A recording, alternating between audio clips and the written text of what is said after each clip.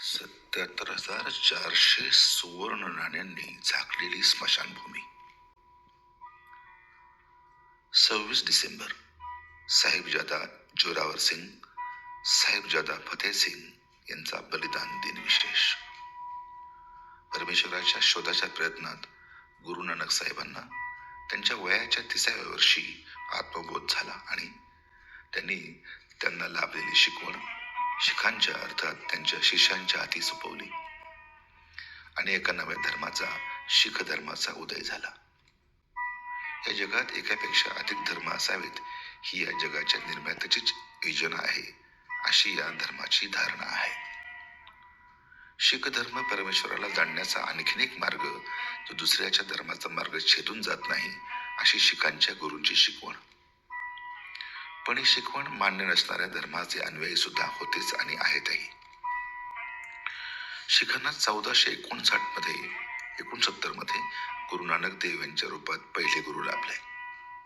ही परंपरा 1708 पर्यंत चालली, ती 10वे गुरु श्री गुरु गोविंद सिंग साहेबांच्या पर्यंत. श्री गुरु गोविंद सिंग साहेबांनी पवित्र ग्रंथ शिखांना प्राप्त करून दिला. तोच ग्रंथ आता गुरु म्हणून प्राणापलीकडे पूजला जातो. प्रस्थापित धर्म आणि त्यांचे अनुयायी व शीख धर्माचा संघर्ष होणं अटळ ठरलं. या संघर्षाची परिसीमा श्री गुरु गोविंद सिंग साहेबांच्या कारकिर्दीत झाली. 1665 मध्ये 9वे गुरुजी तेग बहादूर साहेबांनी आनंदपूर साहेब राज्याची स्थापना केली. त्यांच्या हत्येनंतर श्री गुरु गोविंद सिंग यांनी सूत्र हाती घेत 1699 मध्ये खालसा पंथाची स्थापना केली. मुघल आणि स्थानिक पहाडी हिंदू राजांनी खालसा विरोधात एकत्र येत युद्ध पुकारलं आणि आनंदपूर येथे स्थित असलेल्या शीख सेनेची कोंडी केली.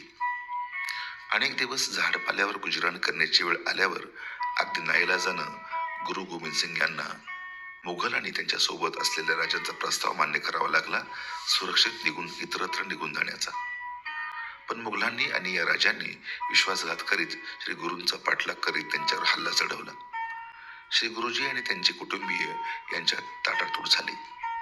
युद्धाच्या धुमश्च करीत त्यांच्या 4 पुत्रांपैकी 2 पुत्र साहेबजादा अर्थात गुरूंचे पुत्र अजित सिंग आणि जुजार सिंग एका बाजूला आणि उर्वरित 2 पुत्र जोरावर सिंग आणि फतेह सिंग आणि श्री गुरूंच्या मातोश्री गुजरी देवी दुसऱ्या बाजूला पांगले.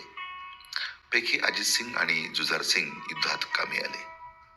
ही बातमी श्री गुरु गोविंद सिंग यांना समजताच त्यांनी ही घटना म्हणजे मुघलांच्या राज्याच्या अंताची नांदी ठरेल अशी भविष्यवाणी केली, जी पुढे प्रत्यक्षात आली.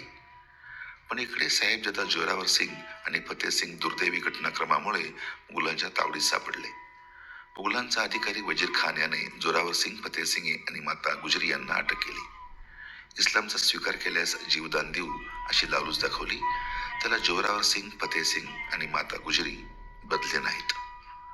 यावर काही मोठ्या दरबाऱ्यांचा विरोध असतानाही वजीर खाननं जोरावर सिंग वय 9 वर्ष, फतेह सिंग वय 6 वर्ष या दोन्ही अल्पवयीन मुलांना मृत्यूदंड फरमावला.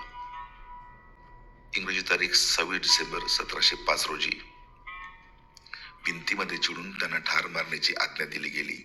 पण ही 2 बालके अजिबात घाबरली नाहीत. ते पाहून संमत मुघल सैनिकांनी या दोघांचाही शिरच्छेद केला असं सांगितलं जातं. नातवांची हत्या झाल्याचे समजताच आजी माता गुजरी यांनी प्राणत्याग केला.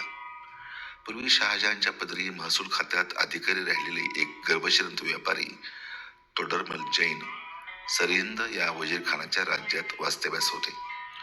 यांनी हे दोन्ही गुरुपुत्र आणि गुरुमाता यांच्यावर विधिवत अंत्यसंस्कार करण्याची अनुमती मागितली. वजीर खानानं अंत्यसंस्काराची जागा विकत घ्यावी लागेल असं छद्मीपणानं सांगितलं. जागेची किंमत म्हणून ती जमीन साकली जाईल इतकी सोन्याची नाणी पाहिजेत अशी ही अट घातली आणि सोन्याची नाणी अधिक संख्येनं लागावीत यासाठी ही नाणी पालथी न ठेवता उभी करून ठेवावीत असा आदेश दिला. तोडरमल जैन यांनी आपली सर्व संपत्ती यासाठी खर्ची घातली. ती जागा सोन्याच्या नाण्यांच्या ऐवजात विकत घेतली आणि एक ऐतिहासिक कर्तव्य पार पाडले. बालकांना मृत्यूदंड देणे, त्यांच्या अंत्यसंस्कारासाठी जमीनही विकत घ्यायला लावणे ही मनोवृत्ती एका बाजूला आणि स्वतःच्या धर्मासाठी प्राणांचे बलिदान देणे, मृतदेहांचा सन्मान राखण्यासाठी स्वतःची सारी संपत्ती खर्च करणं ही मनोवृत्ती यातील अंतर ध्यानात येण्यासारखं आहे. ज्या ठिकाणी हे अंत्यसंस्कार झाले त्या ठिकाणी संप्रतकाळी फतेहपूरगड साहिब गुरुद्वारा हे तीर्थस्थळ असून या स्थळातील एका सभागृहाला तोडरमल जैन यांचे नाव दिले गेले आहे. तोडरमल यांना वजीर खानानं राज्यातून हद्दपार केल्याचा उल्लेख आहे. 26 डिसेंबर 1705 ते 26 डिसेंबर 2025 हा मोठा कालावधी आहे. यामुळे तपशिलात लक्षणे, बदल, मतभेद, दंतकथा संभवतात. पण बालकांचे बलिदान मात्र निसंशय खरे आहे. या सुपुत्रांना वंदन. 26 डिसेंबर हा दिवस वीर बाल दिन म्हणून जाहीर झाला आहे. ही महत्वाची बाब आहे. या दिवसाच्या निमित्तानं संपूर्ण शीख बांधवांच्या भारताच्या संरक्षण आणि इतर क्षेत्रातील त्यागाचेही स्मरण व्हावे. सत श्री अकाल. विविध लेख, बातम्या आणि उपलब्ध साहित्यावर आधारित केवळ सामान्य वाचकांच्या माहितीस्तव हा अराजकीय लेख आहे. लहान मुलांना ही कथा ऐकवली गेली तर उत्तम. ऐतिहासिक तथ्य ज्यांना तपासायचे असतील त्यांनी मूळ साहित्य स्वतः तपासून पाहावे. छायाचित्र आभार.